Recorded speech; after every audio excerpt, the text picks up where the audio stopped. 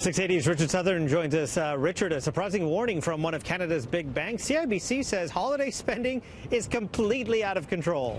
Just way out of control. We're spending way too much. We can't afford it in many cases, Francis. So according to CIBC, the average Canadian this year will shell out about $650 on presents. And that's up 8% over last year. And the average Canadian as well will spend another $300 on things like entertaining and decor. Here's the problem.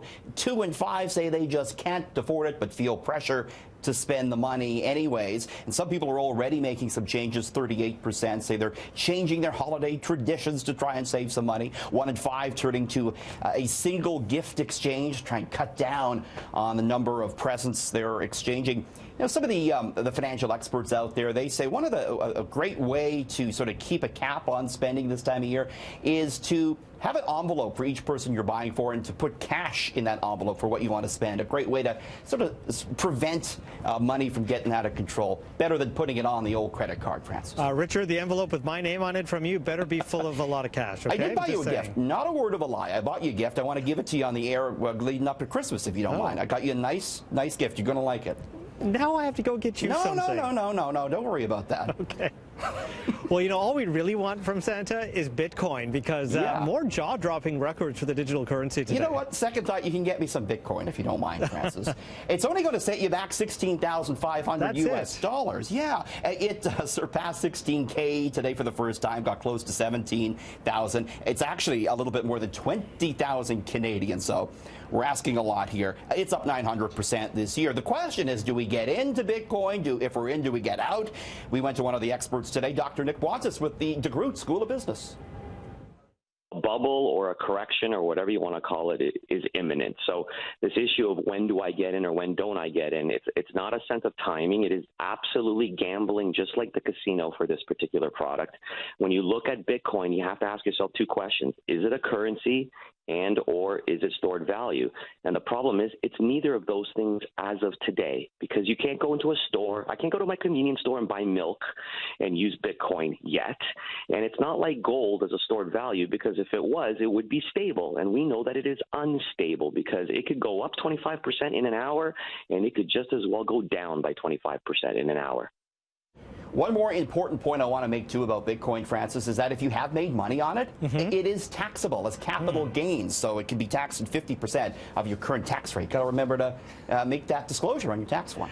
So how much money are Canadians really worth? StatsCan has figured out the average family's net worth. Yeah, so net worth is, by the way, if you sold all of your assets and then paid down your debt, what you'd be left with. So the average family net worth, $295,000. That's actually double what it was in 1999. Most of it's tied to real estate. More than 61% of Canadians currently own a home. 20% actually own a second residence. Here's the issue, though. Debt loads have tripled from 1999. All told, families owe $1.7 trillion here in Canada. Still, Stats Canada pointing out today that 30% of Canadians are currently living debt-free, maybe a little bit more than we might have thought. Yeah, low interest rates. Jack Astors is backpedaling from a controversial ad campaign. Yeah, so the restaurant and bar chain, they had these billboards up across Toronto, sort of promoting their new fishbowl cocktails. The tagline, though, reads, quote, "We like them round and big." Yeah, Jack Astors, of course, has been known for this sort of cheeky language in the past, Francis, but clearly this is an ill-timed marketing campaign. Not right now. Yeah, you know, the discussion about sexual harassment and so forth. Jack Astors is pulling down these billboards after some outrage online. So we now know the identity of the person who bought, well, we know who bought it anyway, the $450 million Leonardo da Vinci painting that sold just a few weeks ago. Yeah, I guess there's only so many people in the world that could afford a $450 million painting such as this. Turns out the mystery buyer is a little known Saudi prince from the ruling family in that country. And his purchase actually is now raising some eyebrows because it comes in the midst of a wide-ranging crackdown by Saudi authorities relating to corruption in that kingdom. The good news is the painting will actually hang in a museum. The Louvre is opening an Abu Dhabi museum, and this painting will be up there for all to see. It became the most expensive piece of work ever sold when it hit the auction block the other week, Francis. Hello, I'm on the phone. Is this going to be reality, really? This? No, Finger Francis phone? is not crazy. He's not talking. He hasn't gone off the deep end. This is a new product hitting the market from Hong Kong-based startup called Origami Labs. It's called the Aura Smart Ring. It connects wirelessly to your phone. When you get a call, you put your finger up to your ear.